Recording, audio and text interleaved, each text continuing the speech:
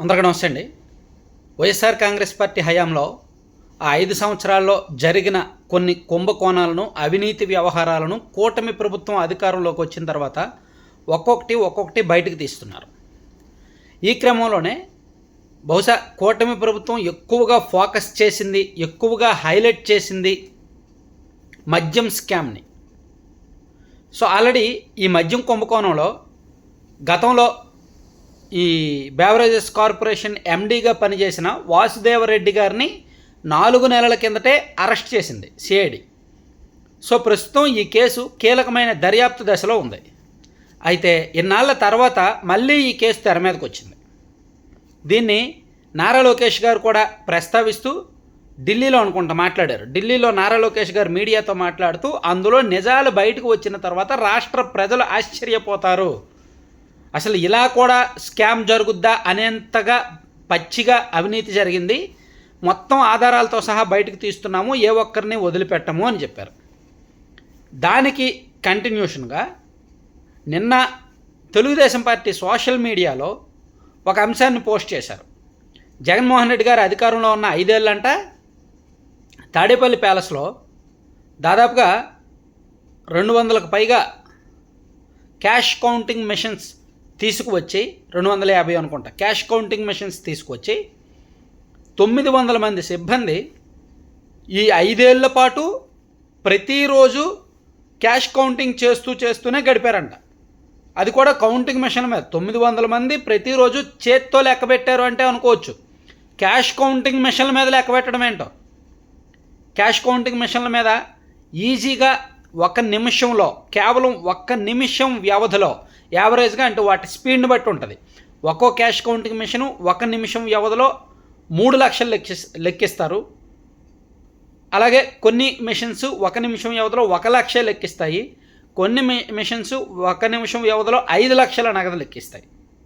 అంటే 50,000 నోట్ల కట్టలు లెక్కిస్తాయి. ఇలా యావరేజ్ స్పీడ్ ఉంది. సో మనం ఓవరాల్గా ఒక యావరేజ్ స్పీడ్ వేసుకున్న నిమిషానికి 2 లక్షల రూపాయలు లెక్కించవచ్చు. అటువంటిది 200 మెషిన్లు అంటే 200 ఇంటూ 2 లక్షలు అంటే 40 కోట్లు సింపుల్గా.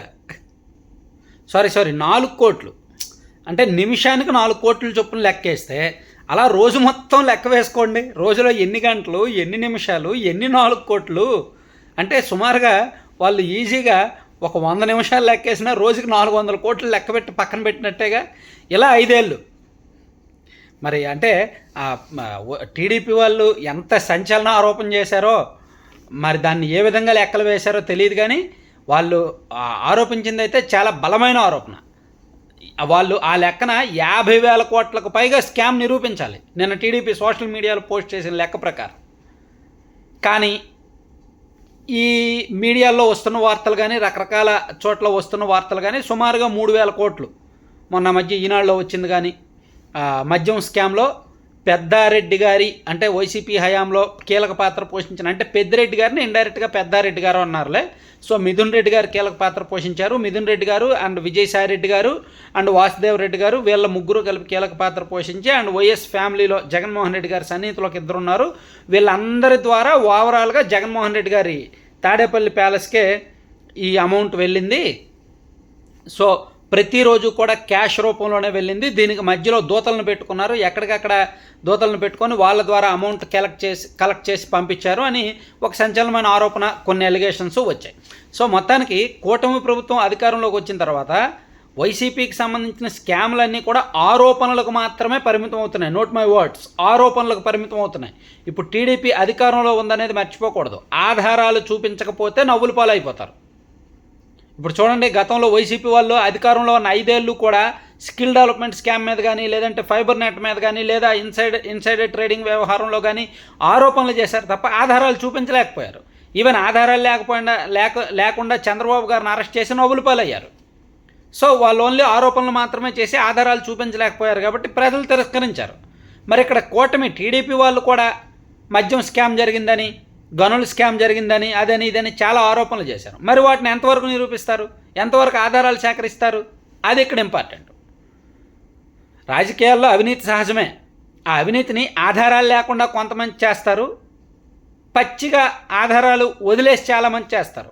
సో జగన్మోహన్ రెడ్డి గారి స్పెషల్ ఏంటంటే ఆధారాలు వదిలేస్తారు ఎక్కడికక్కడ, ఎందుకంటే ఆయన ఓవర్ కాన్ఫిడెన్స్, భవిష్యత్తులో కూడా మనమే వస్తామని. చంద్రబాబు గారు ఆధారాలు లేకుండా జాగ్రత్త పడతారు. సో మరి ఈ లిక్కర్ స్కామ్ నిజంగా లోకేష్ గారు చెప్పింది ఒకటైతే నిజం, దేశం మొత్తం ఆశ్చర్యపోయే స్కామ్ ఉంది. నిజంగా వాళ్ళు మొత్తం ఆధారాలతో సహా బయటకు తీసుకొస్తే సీక్వెన్స్ దశల వారీగా ఏ దశలో ఏం జరిగింది, అసలు అప్పటి వరకు ఉన్న బ్రాండ్లు ఎందుకు మారిపోయాయి, ఆ బ్రాండ్లలో పెద్ద పెద్ద బ్రాండ్లు ఎందుకు ఆంధ్రప్రదేశ్కి రాలేదు, కొత్త బ్రాండ్లు ఎలా వచ్చాయి, వాటి వెనక ఉన్న ప్లాన్ ఏంటి, దాని వెనక జరిగిన స్కామ్ వ్యవహారం, ఇదంతా కూడా బయటకు తీయొచ్చు. మరి వాళ్ళ ఆధారాలతో సహా తీస్తే ఓకే, ఆధారాలు లేకుండా ఉత్తుత ఆరోపణలు చేస్తే మాత్రం ప్రజలు నవ్వుకుంటారు, కూటమిని కూడా వ్యతిరేకిస్తారనమాట.